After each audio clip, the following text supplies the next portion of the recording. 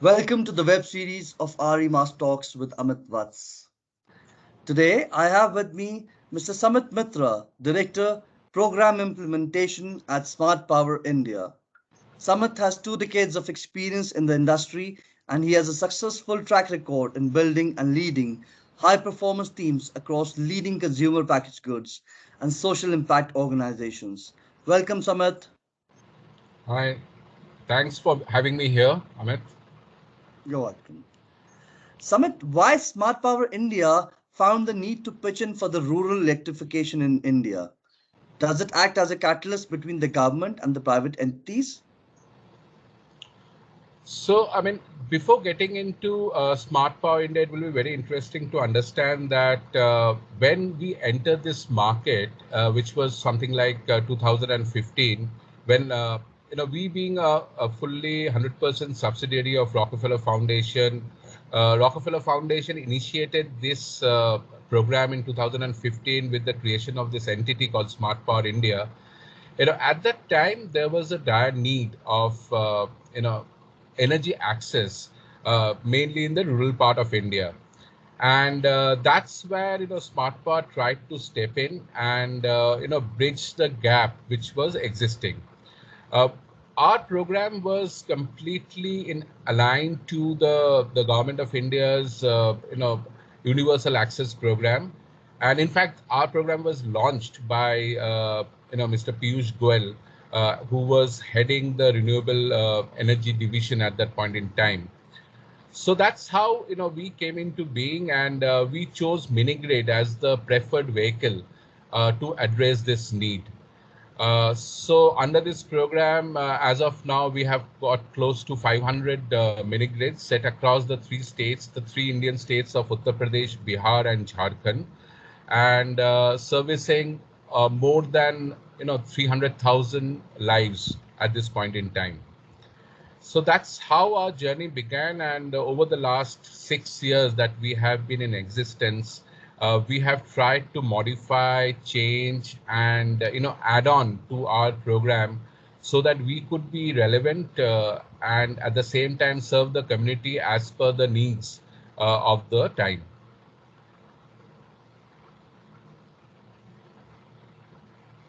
Thanks, Samit. So, all right, so 6 years into existence, that's nice. So, what has been the primary focus of SPI in India and how it has been helping the rural India to meet its electricity demands?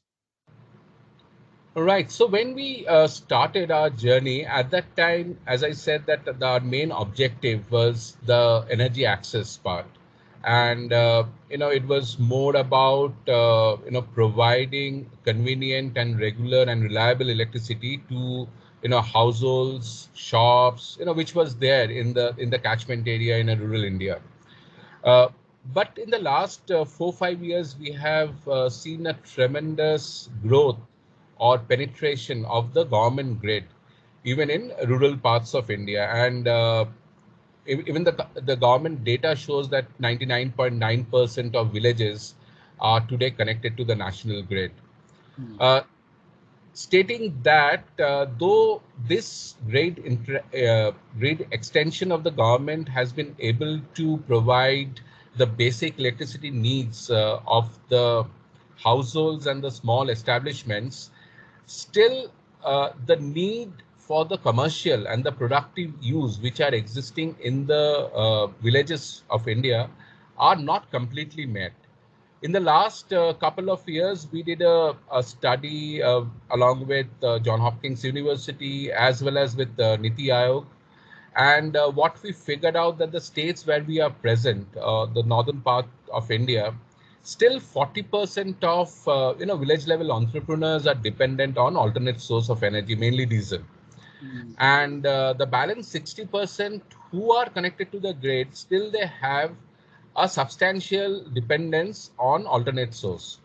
The main reason for this, though the grids are there and the electrons are flowing into the village, we have not yet been able to reach that level of reliability where we can say that a motorized application can run efficiently throughout the day. So, uh, households are getting, lighted. They are being able to use, charge their mobiles and other things. But if we talk of the livelihood and the earning potential of a village, which basically defines the GDP of a village, gets impacted because of the productive loads or the commercial loads, or activities dependent on livelihood are not being completely fed or met with the electric grid, government grid. Here we come in and we pitch in and we kind of complement the existing government grid. So in most of the villages that we are present, the commercial activities which happen there are today mainly dependent on the mini grids that's there. And we have seen that, through independent impact studies, that there has been the 3x kind of a change in the earning potential of these enterprises. So in a way, we can say that our program, though works as a backup for the household, but it's the primary source for the commercial activities which happens in a village. And when I say commercial activities, I even mean the irrigation, the basic irrigation for those villages. So that has been the kind of impact which has this program has been able to bring by improving the earning potential, and at the same time, because of the renewable and clean energy factor, bring down the carbon footprint. Thank you. Thanks, Samit. So, Samit, what are the RE initiatives taken by Smart Power India? Right. So as I said that, the major program revolves around the mini grid. So what we do is that we do intensive study and survey of, villages which we feel has a need for an alternate source of energy. And in our case, it's renewable. And we figure out that what are the potentials in terms of not only the existing loads which are there, but also the potential for new activities. And when I say activities, mainly earning potential activities that can be incubated in those areas. So post that, the mini grid is kind of installed and commissioned, and the households and shops do get connected. But our main work actually starts then. It's the easiest part is to bring in a mini grid into a village, but the toughest or the most rewarding part is when people start using those facilities in the proper manner. So post the mini grid is there, we start working with the village level entrepreneurs. We start working with commercial entities. We start working with entrepreneurs who want to kind of set up some new business, and we work on the total value system of those enterprises or activities. So what we have been able to do is that we tried out almost 78 to 80 different types of enterprises, new initiatives, what we call as micro enterprise development program, or MED in short. And we figured out that instead of parachuting in some new ideas, it's always better to check out the skill set, capability, ability, and the drive of the local entrepreneurs, and kind of work hand in hand with them and develop a program which they are already interested and involved in. So through this process, we identified 7 to 8 such activities which can be structured in a proper manner, which can be scaled up and replicated in other areas, and which also can flourish without too much of intervention and support. Because at the end of the day, the whole Smart Power India program is about supporting, facilitating, but at the same time scaling it at a sustainable and commercially viable level. So, through this activity, we realized that, activities like irrigation pump for sure, because we are mostly 100% we are working in the rural parts of India, and agri being a very major part of their daily existence. We realized things like, oil expellers, flour mills, even water treatment units. I mean, there is a need for clean drinking water. Things like, your milk chiller, bulk milk chillers, because again, dairy produces one of the major things in this part of India. Things like cold storages. So cold storages run on renewable energy. So these were 6-7 initiatives which we kind of filtered down our selection process and figured out that they are useful not only today, but they can be even scaled up at a sustainable basis throughout the area where we operate. So that So, those are the kind of, you can say, renewable initiatives that we have undertaken. so mainly solar then, is it? It's mainly solar. So 97% of our initiatives or our mini grids are on solar. There is a balance 3%, which is a mix hybrid model, which is a solar and husk. Oh, okay. So one of our big partner is Husk Power. I mean, you may have heard about them, who are present in Bihar and eastern part of UP. So they have this hybrid model where they use solar as their main source and husk based biofuel as a kind of a backup. All right. All right. So, okay. Thanks, Samit. So, in fact, there's a lot of husk which is produced that side, so that is also being used. Yeah. Absolutely, Great. absolutely. Great. Yeah.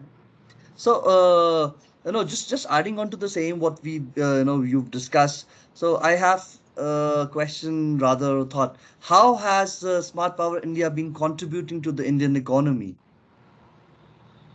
See, I mean, we are. I mean, though we may be the largest mini grid portfolio in the world, but 500 is nothing compared to the requirement of the Indian economy. If I can, rural economy also.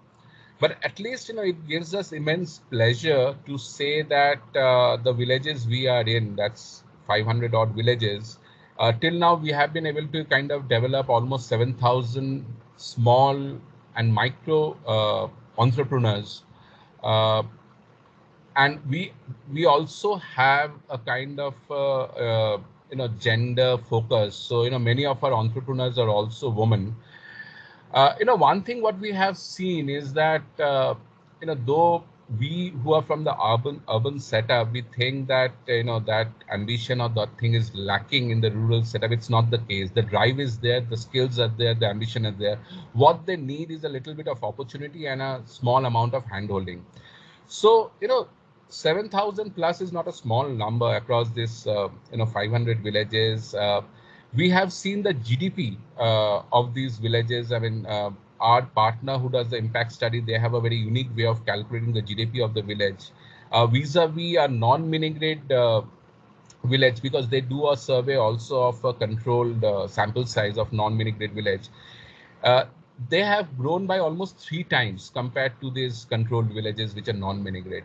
So in a way, we feel that we have contributed to to the lives of these individuals, and in the process, it sums up to some kind of an economic contribution for the village as a whole. And I'm not considering the other parts which are like safety, because of there are villages where we have put up street lights. I'm not talking of health, because most of these villages, the clinics and other medical facilities are on solar. So I'm not getting into that. I'm talking of only the commercial and the hard economic data point. So we can say that these villages have 3 times the GDP of other villages, and this is through a study, and this is not our claim. The other small thing which can be an indicator of an economic growth is the per capita consumption of energy for these villages are more than double of the other villages. So on an average, if we kind of look at the Indian rural per capita consumption, it hovers around 90 to 100 units a year per person. For our mini grid village, this figure is somewhere around 212 units per year, and this is a combination of grade and the mini grade consumption, right? So though this is not exactly a hard economic fact, but it kind of shows that there must have happened some change, because of the higher consumption, because of the easy availability of energy now. They can shift to more energy efficient appliances at a domestic level, even at a productive level, which obviously brings down their spend on energy. So I think these are the small factors which kind of sums up to a substantial contribution to the rural economy. So, are you guys also into skill development programs with them? Yes, we do, but again, we don't get into a too deep skill development thing, because what our learning has been that most of are the sectoral players who are there. They spend most of the time in developing skills in creating project reports rather than actually implementing it on the ground. So as I said, that instead of sitting in an AC room and deciding on a program and kind of parachuting it into this village, we believe in working with the community to figure out what are they good at. So like if I take an example of say a village in say UP called Kamlapur, we figured out that the women out there were very good in stitching, and in their spare time they were spending a lot of time in stitching clothes either for themselves or for their neighbors. So we integrate this kind of skills which are already there, kind of put a structure to the whole system, bring in trainers to you know uh, kind of uplift the skill which is already there. So you can say it's a soft touch support rather than doing a complete hardcore training program, so that we kind of take their skills and interest to the next level which is already there. So that has been our approach. Our support has been more than the skill, has been on the forward linkage to the market, to making financial linkages possible for these entrepreneurs, because those are the things which matters at the end of the day. If these entrepreneurs or enterprises are not able to monetize the produce that they are producing, or that means that they are not able to sell what they are making, then it doesn't make any sense. So, that is a small difference. I mean, we are not a think tank. We are more of a, you know, creating proof of concept on the ground, and which then can scale up on their own.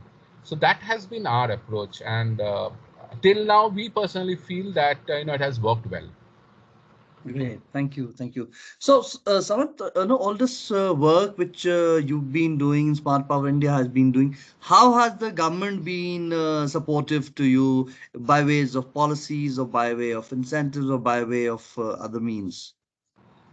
Uh, I will be a bit of a, I won't say I'm not being too diplomatic on this front, but I think the best help that we have got is by not interference.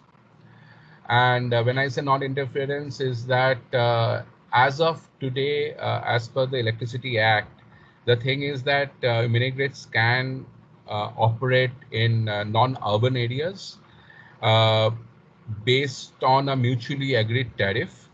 So, I think non-regulation of these parts have helped. Uh, mini-grid operation is not completely 100% a sustainable model as of now. People are getting there.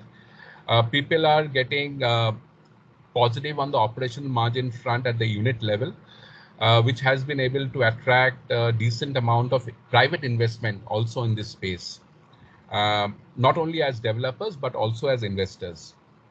So I think this non-interference has been a big boon for this sector. But there is one or two things which would help the sector if the government can come forward and do certain things. One is recognizing this sector. That kind of gives a seal of approval, which will encourage more people to come in.